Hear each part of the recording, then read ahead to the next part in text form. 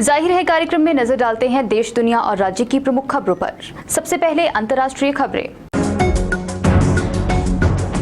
रूस ने कहा है कि यूक्रेन ने मॉस्को पर सोमवार को ड्रोन से हमला किया, जिसे उनके एयर डिफेंस सिस्टम ने नाकाम कर दिया है। रूस के रक्षा मंत्रालय ने इसे आतंकी हमला बताया है। रूस ने कहा कि यूक्रेन ने मॉस्को पर आतंकी हमले के लिए 2 ड्रोन भेजे थे। हमले में किसी को चोट नहीं पहुंची है। चीन के हेइलोंगजियांग प्रांत में स्कूल में बने जिम की छत गिरने से 10 लोगों की मौत हो गई। हादसा रविवार को दोपहर 3 बजे हुआ। एक न्यूज एजेंसी के मुताबिक मलबे में 14 लोगों को जिंदा बाहर निकाला गया है, जिसमें से 4 की हालत गंभीर है। वहीं हादसे का जिम्मेदार ठहराते हुए एक व्यक्ति को गिरफ्तार किया गया है।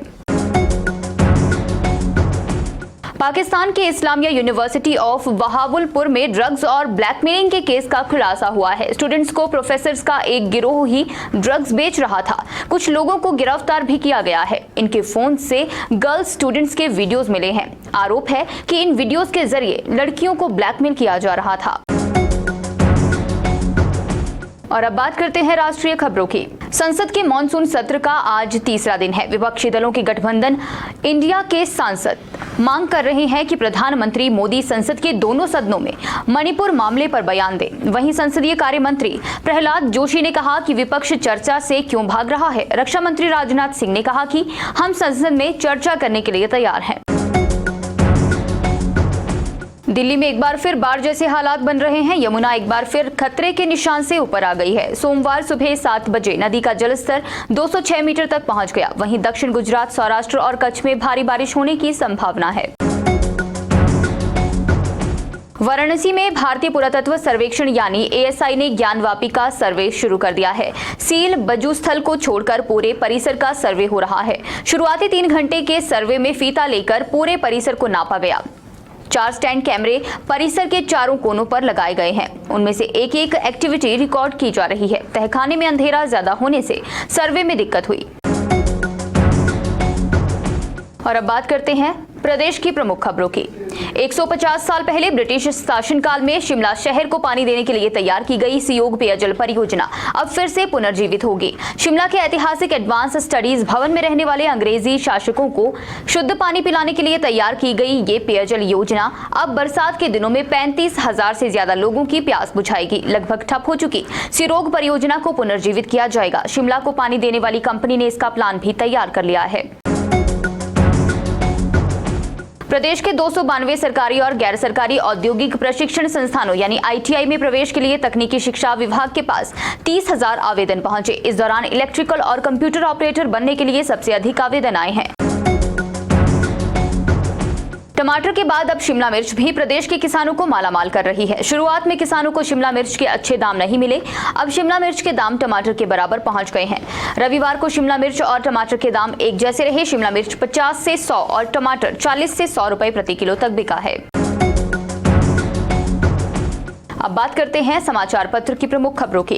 केंद्र सरकार के कर्मचारियों के लिए बड़ी खुशखबरी है। अब जिन अधिकारियों को ऑफिस के कामकाज के लिए मोबाइल या लैपटॉप जैसे इलेक्ट्रॉनिक डिवाइस इश्यू किए जाएंगे, उसका इस्तेमाल वे अपने पर्सनल यूज के लिए भी कर सकेंगे। इन डिवाइस की टोटल लिमिट 1.3 लाख हो सकती है। हिमाचल में पहली बार रोबोटिक सर्जरी की सुविधा मिलेगी। राज्य सरकार ने प्रदेश के 2 अस्पतालों में रोबोटिक सर्जरी की सुविधा उपलब्ध करवाने के लिए तैयारी शुरू कर दी है। टांडा मेडिकल कॉलेज और सुपर स्पेशलिटी अस्पताल चमियाना में जल्द रोबोटिक सर्जरी के लिए मशीनें स्थापित की जाएंगी। कर्ज संकट से जूझ रहे कारोबारी अनिल अंबानी को बड़ा झटका लगा है। महाराष्ट्र सरकार ने अनिल अंबानी की Reliance airport developers private limited company के 5 एयरपोर्ट वापस लाने का ऐलान किया है। अब बात करते हैं संपादकीय पृष्ठ की। जन्म से अज्ञातवास में रहा केंद्रीय विश्वविद्यालय अब धीरे धीरे अपने कर्म की परिभाषा और शिक्षा की प्रतिष्ठा में सामने आने लगा है। इस लेख को आप A+ केंद्रीय विश्वविद्यालय शीर्षक के साथ संपादकीय पृष्ठ पर पढ़ सकते हैं। इसके अलावा डॉक्टर जयंतीलाल भंडारी द्वारा लिखा गया लेख विदेशी निवेश की अनुकूलता एवं चुनौतियां, कर्म सिंह ठाकुर द्वारा लिखा गया लेख CU का बढ़ता अधिमान, गर्व की बात और छिलकों की छाबड़ी में निर्मल असो द्वारा लिखा गया लेख शव संवाद 2 आप संपादकीय पृष्ठ पर पढ़ सकते हैं। और अब बात करते हैं रोचक विषय की। पृथ्वी पर सबसे ज्यादा धूप अटाकामा रेगिस्तान के अल्टीप्लानो में पड़ती है। ये दक्षिण अमेरिकी देश चिली में एंडीज पहाड़ों के पास शुष्क पठार है। एक नए शोध के मुताबिक यहाँ धूप उतनी ही ज्यादा होती है जितनी शुक्र ग्रह पर पड़ती है। शोध अमेरिकी मौसम विज्ञान सोसाइटी के जर्नल बुलेटिन में प्रकाशित हुआ है। इसमें बताया गया, आमतौर पर अल्टीप्लानो ठंडी और शुष्क जगह है। करीब 4000 मीटर की ऊंचाई वाली इस जगह पर भूमध्य रेखा के करीब या अधिक ऊंचाई वाले स्थानों के मुकाबले ज्यादा धूप पाई जाती है।